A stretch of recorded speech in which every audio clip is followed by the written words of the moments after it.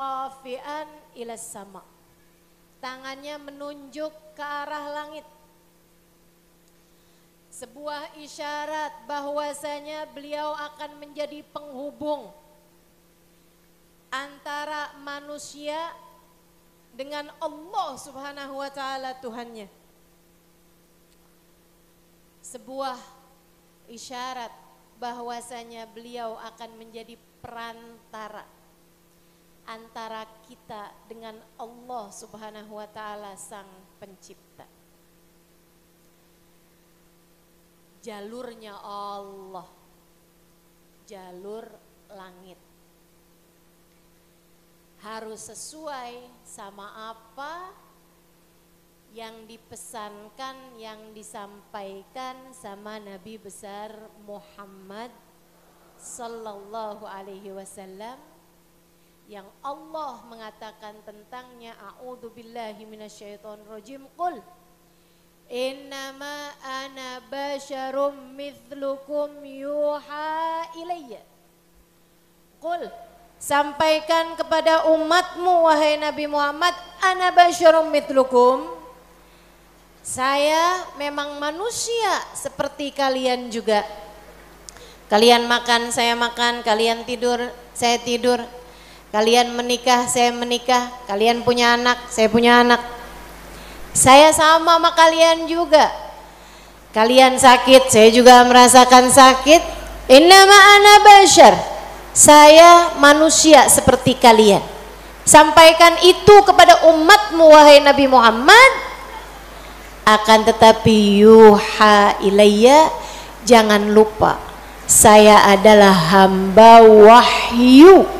Telah diwahyukan kepadaku peta menuju jalur langit.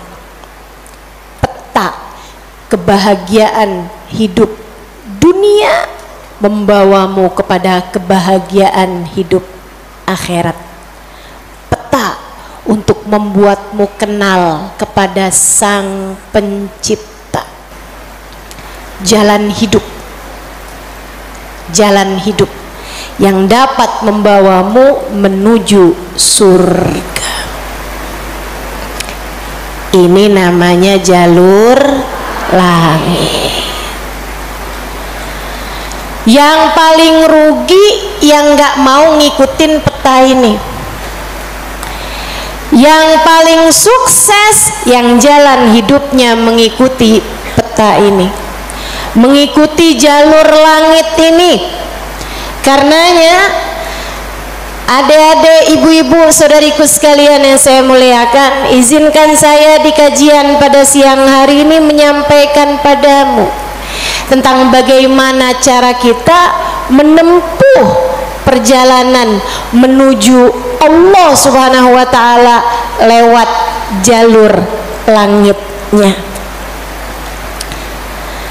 Biar gak sumpek hidupmu di dunia, biar matimu husnul khotimah, biar di akhirat nanti dapat masuk surga. Bukankah itu yang kamu mau? Bukankah itu yang kamu inginkan? Adik-adik, bukankah itu adalah cita-citamu? Betul? Bahagia di dunia, mati husnul khotimah, di akhirat masuk surga. Adakah keinginan lebih tinggi daripada itu? Adakah cita-cita lebih mulia daripada itu? Enggak ada. Mesti menempuh jalur langitnya, karena surga adanya di langit. Karena segala kebaikan-kebaikan turun dari alam langitnya Allah Subhanahu wa taala menuju ke alam dunia ini. Saat kamu rasa dadamu sesak di dunia, maka naiklah ke atas dan menengadahlah. Maka dada langit siap untuk merengkuhmu, menjadikan sesakmu tak lagi bernilai apa-apa. Sesakmu jadi lega, sesakmu jadi lega. Ayo nih, buat adik-adik yang kegalauan mulu dengerin saya. Buat ibu-ibu yang pusing mulu, terutama kalau lihat sisa saldo akhir bulan, dengerin saya. Simak baik-baik jalur langit. Gimana sih caranya kita menempuh jalur langit? Pertama, apa aja jalur langit yang bisa kita tempuh? Pertama, sholat. Itu adalah jalur langit yang jangan sampai pernah kamu tinggalkan. Sayyidina Muhammad Al-Bagir berkata kepada putranya Sayyidina Ja'far As-Sadiq, ya bunai, ittasil billah, wahai anakku, senantiasalah terkoneksi dengan Allah, senantiasalah tempuh jalur langit menyampaikanmu kepada Allah Subhanahu wa taala. Seringlah terkoneksi sama Allah. Anaknya bertanya, kaifa attasil bih ya walidi, bagaimana caraku untuk selalu terkoneksi dengan Allah? Bagaimana caraku berkomunikasi sama Allah? Bagaimana caraku menempuh jalur langit? Ayahandanya berkata, kalau kamu ingin kamu berbicara dengan Allah, sholatlah.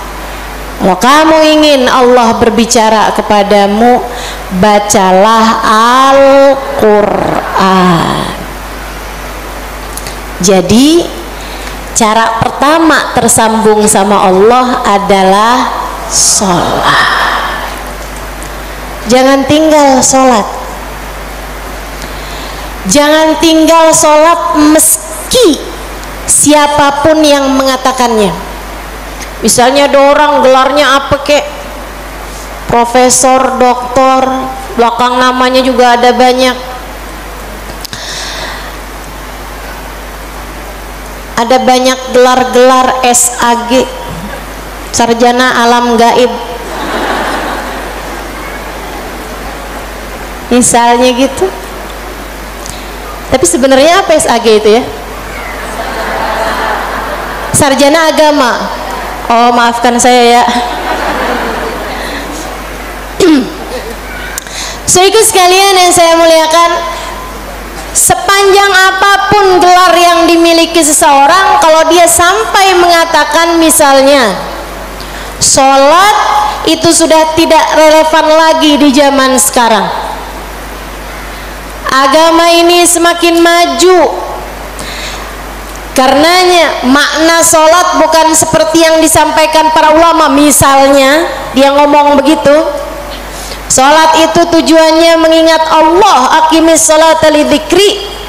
Kamu kalau udah bisa ingat Allah nggak pakai sholat, ya itu udah cukup sebagai sholat. Nah nih, hati-hati ucapan-ucapan yang tidak bertanggung jawab semacam ini. Sholat itu kewajiban dari Allah. Allah yang punya jalur langit, Allah yang tahu bagaimana cara tersambung dengan Allah Subhanahu wa taala. Dan dia yang telah menamakan sholat sebagai sholat dari kata-kata wasala yasilu silatan, yang artinya adalah hubungan, tersambung.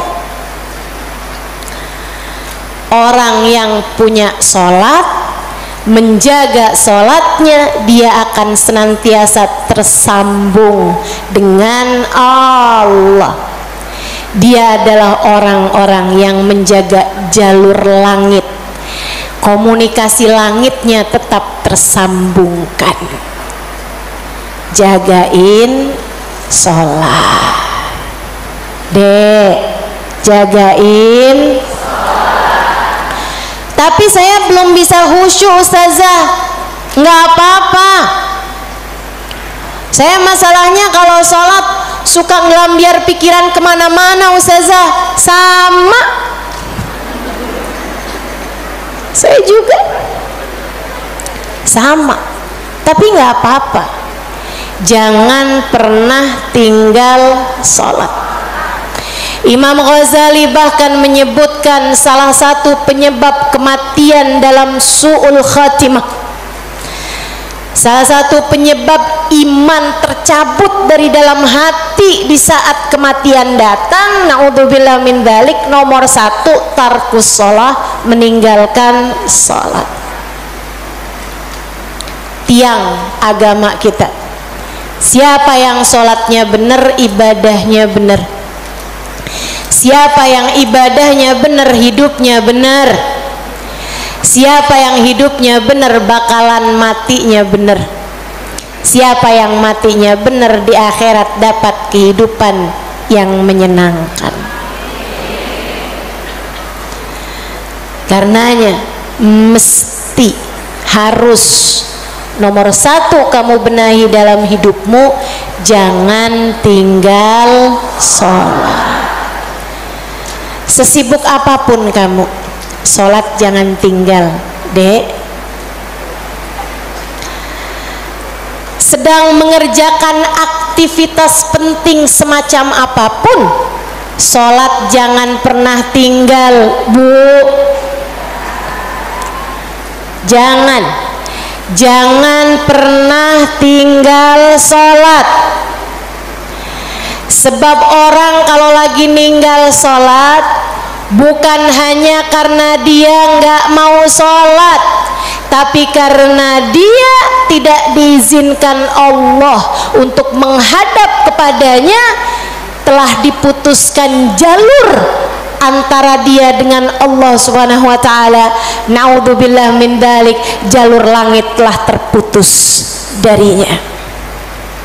Itu kayak punya HP tapi nggak ada sinyal, nggak bisa dibikin apa-apa HP-nya. Punya HP nggak ada sinyalnya, bu, nggak ada kartunya, mau dipakai apaan? Mau dipakai ngulek sambel? Ya kan enggak gitu. Karenanya teman-teman sekalian, sholat jangan tinggal. Kamu kalau dibikin sama Allah dalam hidup nggak ngerjain sholat, kamu perlu menangisi hal tersebut. Kenapa gitu? Saya sering sampaikan, orang ketika sholat bukan hanya karena dia mau sholat, akan tetapi karena dia masih punya nilai di sisi Allah, sehingga Allah masih izin. Allah kalau benci sama satu makhluknya, sama seorang hambanya, Allah nggak akan izinkan orang tersebut menghadapkan dirinya kepada Allah dalam sholatnya. Dia kirain dia yang nggak mau sholat, padahal Allah yang nggak mau dia menghadap kepadanya. Telah diputus jalur antara dia dengan Allah Subhanahu wa ta'ala. Na'udzubillah min dzalik. Ada yang nanya sama saya, ustazah, saya nih kan lagi belanja nih ustazah, kan sibuk tuh kan. Belanja di mana? Di mall saja. Boleh nggak ustazah saya jamak sholat saya? Lah, nge-mall di jamak sholat? Agak nih. Belanja ke pasar, sholat udah sampai di jamak-jamak. Innalillahi. Boleh nggak ustazah? Nggak boleh lah. Yang boleh jamak sholat itu kalau bepergian, itu pun juga dengan jarak keluar kota 82 km. Tapi kalau kurang dari itu, nggak boleh mengerjakan jamaah salat. Katanya Nabi Muhammad, man jama'as salah bi ghairi udrin faqad atababan min abwabil kabair.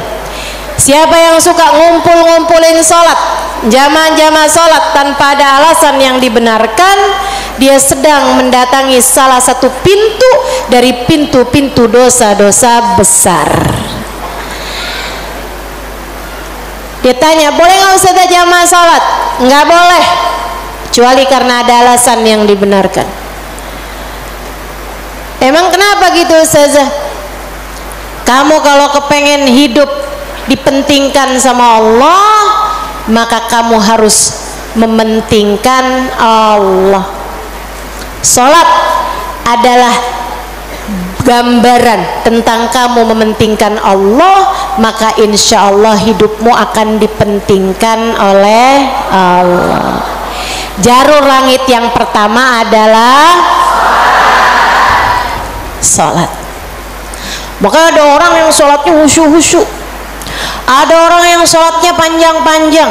Tuh guru-guru saya tuh salatnya panjang-panjang, terutama salat sunnah. Kalau salat fardu ringan-ringan aja, karena beliau mengerjakan salat fardunya berjamaah jadi imam. Nah, itu katanya Nabi Muhammad, kalau kamu salat jadi imam jangan jang. Tapi kalau kamu salat sendirian, nah silahkan mau panjang kayak gimana pun silahkan balik. Kalau sholat jadi imam Bismillahirrahmanirrahim, jadi imam Bismillahirrahmanirrahim, jadi imam. Dalam sholat sendirian Bismillahirrahmanirrahim. Jalur langit yang indah, jangan pernah jadikan doa hanya sekedar, sebab doa adalah semua yang kamu perlukan. Bu, Kak, Dek, Nak, dengerin saya. Kamu yang sekarang adalah hasil dari doa-doamu di masa lalu. Coba liatin dirimu itu. Kamu yang sekarang adalah hasil dari doa-doamu di masa lalu. Orang-orang besar yang kamu lihat sekarang ini adalah hasil dari doa-doanya di masa-masa lalu. Oh, kamu lihat, orang itu pinter banget ya, adalah karena di masa dulunya, di masa kecilnya, di masa remajanya, ia selalu mengangkat tangan untuk minta dari Allah Subhanahu wa taala, Rabbi zidni ilman nafi'a. Ya Allah, tambahkanlah untukku ilmu yang bermanfaat. Ya Allah, ajarkanlah kepadaku ilmu-Mu. Ia selalu minta kepada Allah Subhanahu wa taala ilmu, sehingga Allah pun memberi kepadanya ilmu. Siapapun yang kamu kenal, orang-orang hebat-hebat yang ada di sekitarmu, itu adalah hasil dari doa-doanya di masa-masa lalu. Tinggal kamu lihat dirimu itu, kamu pengen jadi kayak gimana? Tempuhlah jalur langit dengan perbanyaklah berdoa. Dan itu bukan hanya urusan dunia, urusan akhirat lebih jelas lagi. Sampai saya pernah dengar satu cerita, ada dua orang, ibadahnya di dunia sama, ibaratnya nilai rapotnya nih sama persis, nilai rapotnya sama persis waktu hidup di dunia. Dua-duanya sama-sama soleh, dua-duanya, akan tapi yang satu dimasukkan ke dalam surga, kan ke surga Firdausul A'la yang paling tinggi, yang dinaikkan di surga yang bawahnya. Dia protes, ya Rob, dia nilainya sama loh sama saya, kenapa kok dia dikasih surga yang paling atas sementara saya di surga yang bawahnya? Walaupun surga tuh biar kata di emperan enak, tapi ya masa kamu mau minta surga yang emperan? Sehingga sekalian, hadir majelis aja di emperan gak enak, apalagi di surga. Dia tanya sama Allah, ya Allah, kenapa kami berdua nilainya sama tapi dia dinaikkan di surga Firdaus yang paling tinggi sementara saya? Sebabnya Nabi Muhammad mengatakan, idza sa'altumul jannah fas'alu al-firdausal a'la. Kalau kalian lagi minta surga, jangan tanggung-tanggung, mintalah surga Firdaus yang paling tinggi. Gitu. Doa deh, doa, jangan ditinggal. Doa. Doa perlu banget, kamu harus sering-sering doa. Ustadzah, doa yang paling bagus apa? Lah doa itu urusan minta kok. Maka mintalah sesuai dengan apa yang kamu mau. Saya punya cerita indah yang diceritakan oleh salah satu guru saya beberapa bulan yang lalu ketika kedatangan beliau ke Indonesia. Namanya Hubabah Syarifah bintul Habib Muhammad bin Abdul Al-Haddar. Beliau datang dari Seoul, Hadramaut, Yaman. Saya menjadi penterjemah beliau kala itu, jadi saya ingat betul kisahnya. Salah satu dari kisah yang beliau ceritakan, kata beliau, ada seorang ibu-ibu datang kepada ayahanda saya. Ayahandanya seorang ulama terkemuka, namanya Habib Muhammad bin Abdul Al-Haddar, guru dari guru saya, guru dari guru-guru saya, sekaligus ayah dari guru-guru saya. Ayahandanya Hubabah Syarifah, ayahandanya Hubabah Nur, ayahanda Hubabah Maryam. Habib Muhammad bin Abdullah Al-Haddar, pemilik Ribat Bayda di kota Bayda, Yaman sana itu. Sehingga sekalian, beliau seorang pendakwah, seorang yang mustajabud dakwah, yang doanya mustajab. Satu waktu ada seorang ibu datang dalam keadaan menangis terisak-isak kepada ayahandanya di saat Hubabah Syarifah sedang ada di sisi ayahandanya. Ibu tersebut bilang, Habib, tolong doakan anak saya, Bib. Anak saya bandel sekali, Bib. Saya susah banget. Ajakin dia sholat susah, ajakin dia kerjain kebaikan susah. Anaknya bandel, nggak mau denger apa kata saya. Tolong saya, Bib, doakan anak saya, apa yang harus saya lakukan. Beliau kemudian berkata, Bu, ibu kepengen anak ibu jadi anak yang saleh. Iya, Bib, pengen banget Bib. Ibu, doa seorang ibu untuk anaknya setara doa Nabi bagi umatnya. Maka doamu untuk anakmu lebih mustajab daripada doa siapapun untuk anakmu. Saya bisa bantu kamu buat doa, mintakan kepada Allah Subhanahu wa taala, akan tetapi doamu tentu lebih mustajab daripada doa saya untuk anakmu. Ibu dengerin, Bu. Jadi gimana saya, Bib? Ibu bangun di waktu malam, ibu tahajud beberapa rakaat, kemudian seperti kamu menangis di hadapan saya untuk minta anakmu didoakan oleh saya, menangis pulalah di hadapan Allah. Sampaikan kepada Allah apa yang kamu sampaikan kepadaku, atau apa yang ingin agar saya sampaikan kepada Allah tentang anakmu, sampaikan pula itu kepada Allah Subhanahu wa taala. Baik, Bib. Pulang dikerjain. Nah, itu perempuan kalau solehah gitu tuh, kalau dengar kebaikan, sami'na, saya dengar, kemudian saya patuhi. Ini yang dengar di sini juga insya Allah seperti itu. Apa yang didapat pada hari ini semoga dapat diamalkan. Yang pertama tadi jangan tinggal. Yang kedua tadi barusan ini perbanyak jalur langit. Dia pun mengerjakannya, bangun di waktu malam nangis, ya Allah, tolong liatin anak saya, kesianin anak saya ya Allah, solehkan dia ya Allah, tolong pandang anak saya dengan pandangan kasih sayangmu ya Allah, saya nggak ngerti cara melakukannya ya Allah, seperti mana engkau telah menjadikan anak dari hamba-hambamu yang saleh salehah Kau jaga mereka, jaga pula lah anakku ya Allah. Jauhkan dari segala dosa-dosa, jauhkan dari segala kejahatan-kejahatan. Tolong jaga anak saya ya Allah. Terus didoain anaknya, didoain anaknya, malam demi malam, malam demi malam. Dan Bu, Kak, Dek, Nak, doa itu bukan instan.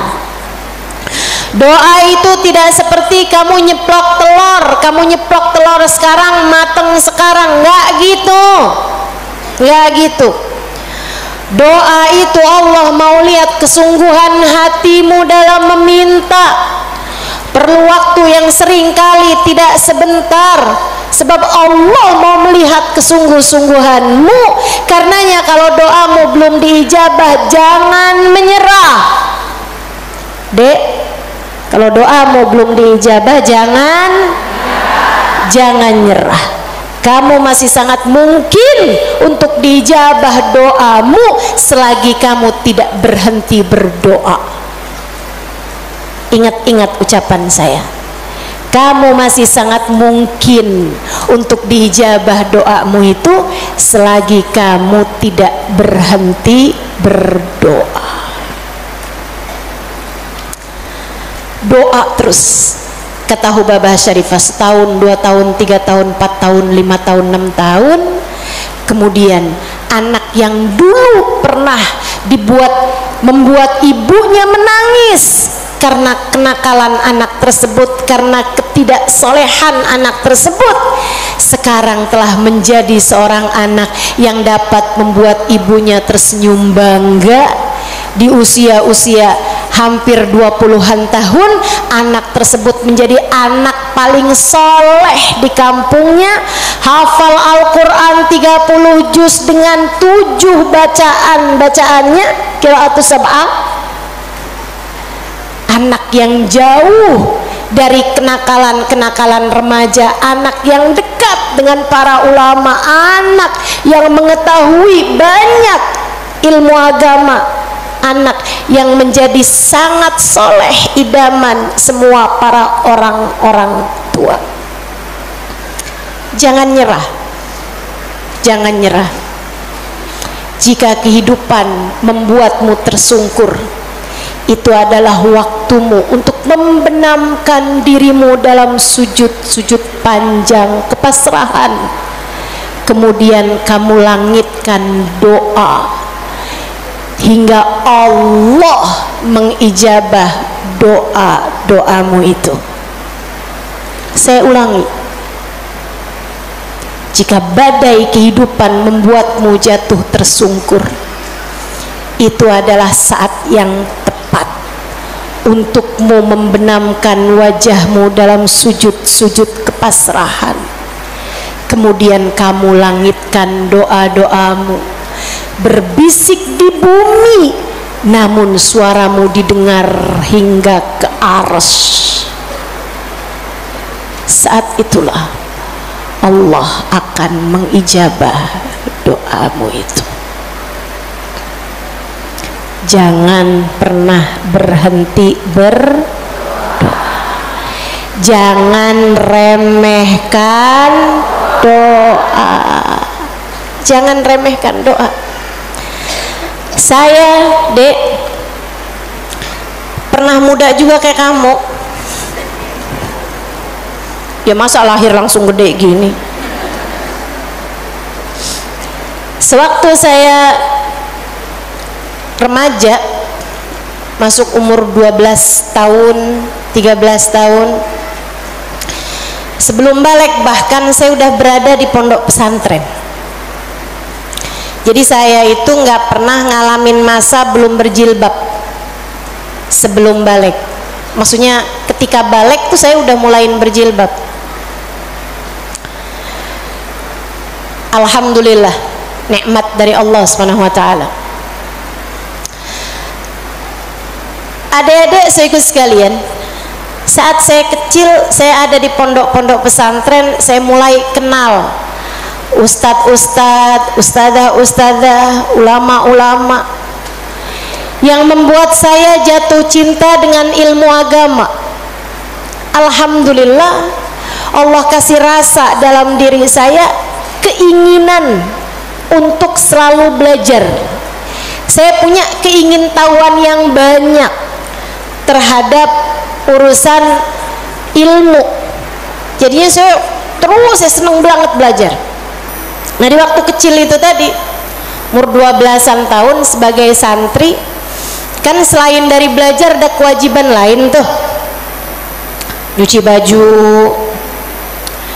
apalagi kalau dapat piket, bersihin kamar mandi, nyapu kamar, ngepel kamar. Itu saya sangat tersiksa sekali, sebab saya ini adalah pemalas. Jadinya karena saya pemalas urusan bebersih, dan saya mendadak rajin ketika urusannya belajar. Saya seneng belajar, saya seneng tahu, saya suka mikir. Saya tuh kalau lagi baca kitab gitu seneng banget. Saya kalau lagi belajar gitu seneng banget. Apalagi kalau ustadzanya yang nyampein ilmu dengan cara-cara yang sangat saya sukai gitu, ngasih tahu hal-hal yang nggak ada di dalam kitab gitu. Saya bisa melongo dengerin, seneng banget. Jadinya di masa-masa kecil itu kalau saya lagi dengerin kajian, kalau saya lagi baca kitab, saya suka doa, ya Allah, jangan pernah pisahkan saya dari ilmu.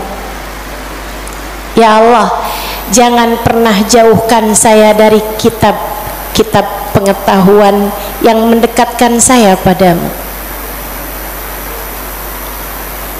Umur 12 tahun, 13 tahun, doa saya semacam itu. Ayo nih adik-adik yang umur 16 tahun, ya Allah, kenapa kok saya nggak pernah ada yang nembak ya?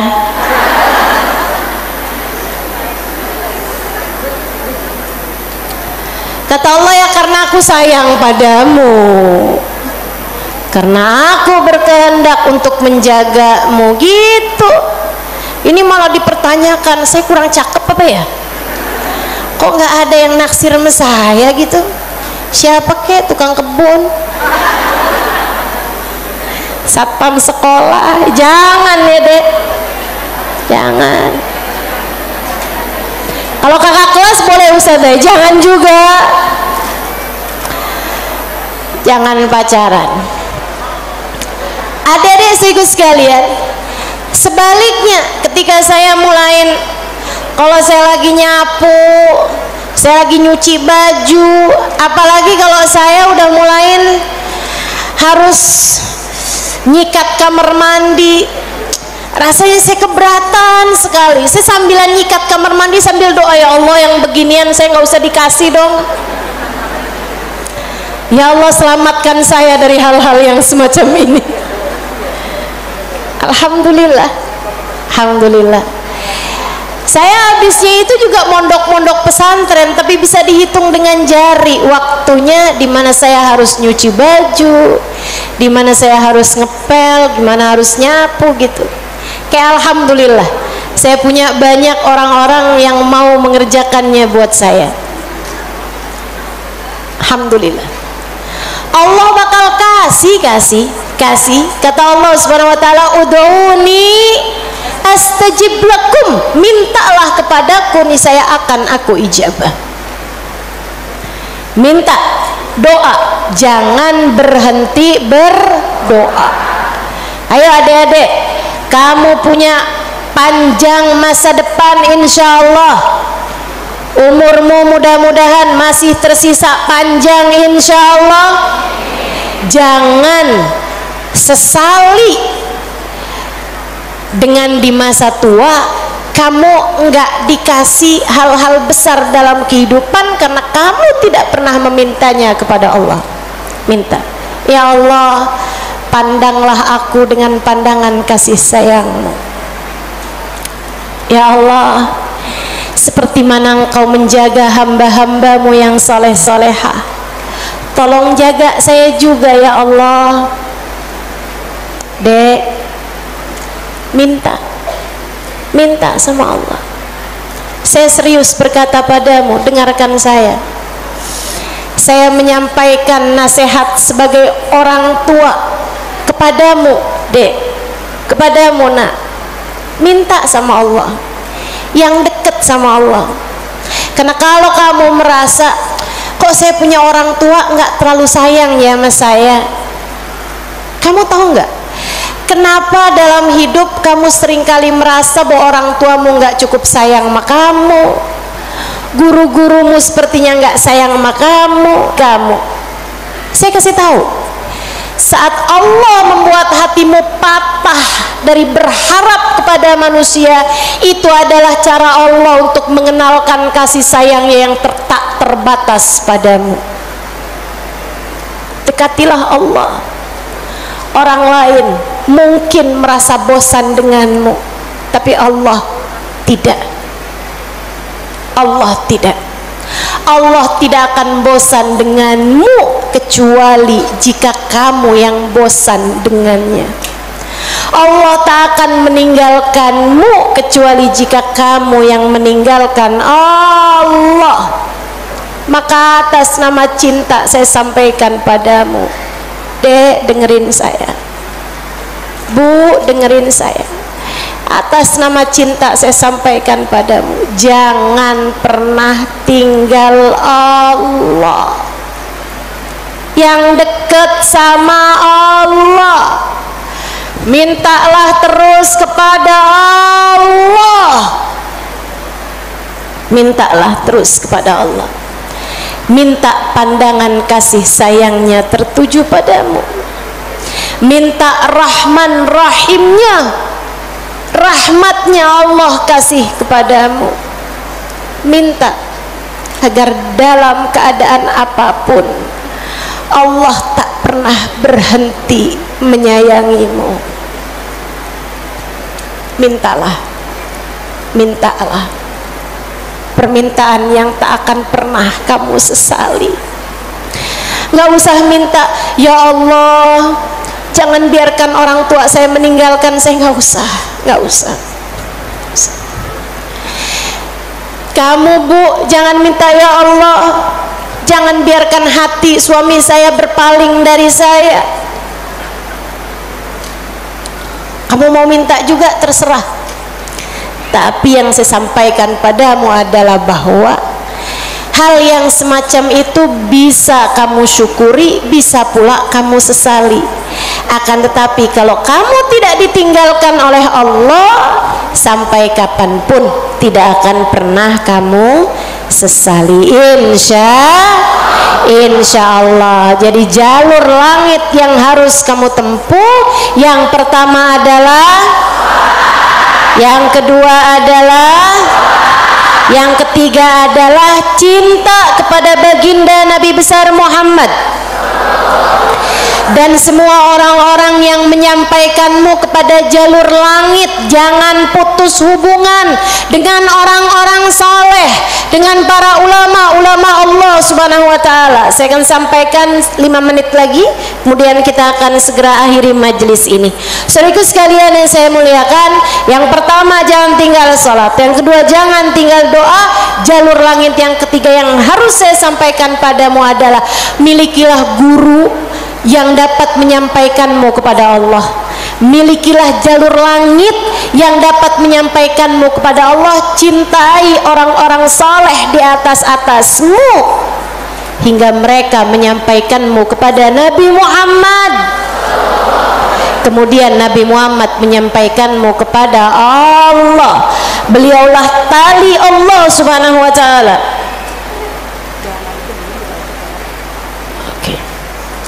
Beliaulah tali Allah subhanahu wa ta'ala yang terbentang kepada kita sekalian. Mudah-mudahan Allah subhanahu wa ta'ala senantiasa menyampaikan kita kepada Allah subhanahu wa ta'ala lewat jalur langit yang benar, jalurnya baginda kita Nabi besar Muhammad sallallahu alaihi wa ala alihi wasallam, manusia yang paling penuh kasih kepadamu. Andai kamu tahu seperti apa sayangnya Nabi Muhammad kepadamu, niscaya air matamu akan senantiasa meleleh karena rindu padanya. Andai kamu tahu seperti apa cintanya Nabi Muhammad kepadamu sebagai umatnya, niscaya kamu akan menyibukkan dirimu bersolawat kepadanya, dan itu adalah merupakan salah satu dari tangga-tangga yang mendekatkanmu padanya. Andai kamu tahu seperti apa cintanya Nabi Muhammad dan pengorbanannya kepadamu, niscaya kamu tak akan berharap cinta manusia selain daripada cinta Nabi Muhammad sallallahu alaihi wasallam. Maka 3 jalur langit ini kalau kamu tempuh, kamu tidak akan pernah tersesat jalan. Kamu akan sampai di tujuan.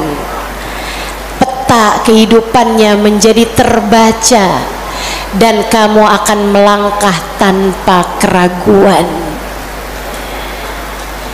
Jika 3 jalur langit ini kamu tempuh, dari sholat tidak ada yang kamu tinggal, dan kamu tambahi dengan ibadah-ibadah sholat-sholat sunnah pula, terutamanya di keheningan malam, di sepertiga malam yang terakhir. Juga doa dalam keadaan apapun, kamu memperbanyak berdoa. Saat kamu bersama dengan orang-orang saleh, saat kamu duduk di majelis-majelis ilmu adalah saat yang begitu indah untuk kamu berdoa meminta kepada Allah Subhanahu wa taala jalla jalaluhu wa ta'ala azamatu. Kamu jadikan doa tidak hanya sekedar, melainkan semua yang kamu perlukan. Kemudian besar cintamu kepada baginda Nabi besar Muhammad sallallahu alaihi wasallam, maka itulah 3 dari rahasia jalur langit yang dapat saya sampaikan kepadamu. Jika ketiganya benar-benar kamu amalkan hingga kamu mendapatinya dalam kehidupan, niscaya kamu akan sampai di tujuan, bahagia hidup di dunia, mati dalam husnul khatimah. Di akhirat kamu akan diperkenankan masuk ke dalam surga tanpa hisab, tanpa adab, birahmatika ya arhamar rahimin wa bijudika ya ajwadal ajwadin, innahu waliyu dzalika wal qadir alaih. Kita akan baca doa nih ya. Baru saja saya diberitahu oleh panitia bahwa doa maulidnya belum dibaca. Kita akan baca doa maulidnya sambil kita memohon kepada Allah, semoga Allah Subhanahu wa taala mendekatkan kita dengannya insyaallah, dan mendekatkan kita dengan baginda kita Nabi besar Muhammad sallallahu alaihi wasallam. Allahumma salli wa sallim wa barik alaihi wa ala alihi sallallahu alaihi. Alhamdulillahi rabbil alamin. Allahumma salli wa sallim ala sayyidina Muhammadin wa ala alihi wa sahbihi ajma'in. Walaqad ashartu lin'ati man awsafuhu tuhyil quluba tuhayyijul asjana. Wallahu qad adna alayhi fama yusawil qawlu minna wa yakunu tanana. Lakinna hubban bisarairi qad alimati safwati rabbina wa ahadana. وإذ امتزجنا بالمودة ها هنا نرفع أيدي فقرنا ورجانا بالواحد الأحد العلي إلهنا متوسلين بمن إليه دعانا مختاره وحبيبه وصفيه زين الوجود به الإله حبانا يا ربنا يا ربنا يا ربنا بالمصطفى اقبلنا أجب دعوانا أنت لنا يا ذخرنا في هذه الدنيا وفي أخرانا أصلح لنا الأحوال واغفر ذنبنا ولا تؤاخذ ربي إن أخطأنا واسلك بنا في نهج طه المصطفى ثبت على قدم الحبيب خطانا أرنا بفضل منك طلعة أحمد في بهجة عين الرضا ترعانا واربط به في كل حال حبلنا وحبال من ود ومن والانا والمحسنين ومن أجاب نداءنا وذوي الحقوق وطالبا أوصانا والحاضرين وسعيا في جمعنا ها نحن بين يديك أنت ترانا ولقد رجوناك فحقق سؤلنا واسمع بفضلك يا سميع دعانا وانصر بنا سنة طه في بقاء الأرض واجمع كل من عادانا وانظر إلينا واسكنا كأس الهنا واشفي وعاف عاجلا مرضانا واقض لنا الحاجات. Silakan sebutkan hajat masing-masing.